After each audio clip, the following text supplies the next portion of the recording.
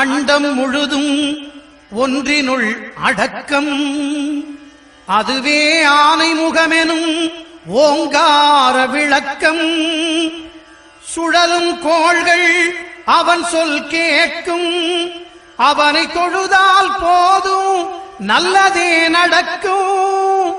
ஆனைமுகனை தொழுதால் நவக்கிரகங்களும் மகிழும். நல்லதே நடக்கும், நல்லதே நடக்கும்.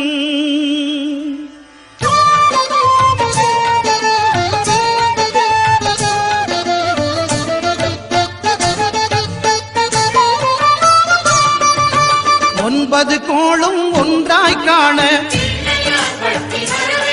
அங்கு கற்பகம் என்னும் கடவுளின் மெய்யில். ஒன்பது கோளும் ஒன்றாய் காண அங்கு கற்பகம் என்னும் கடவுளின் மெய்யில்.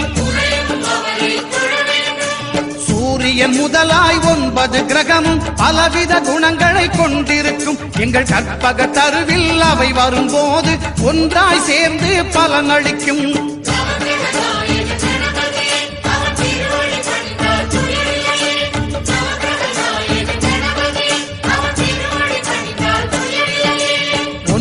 கோளும் ஒன்றாய் காண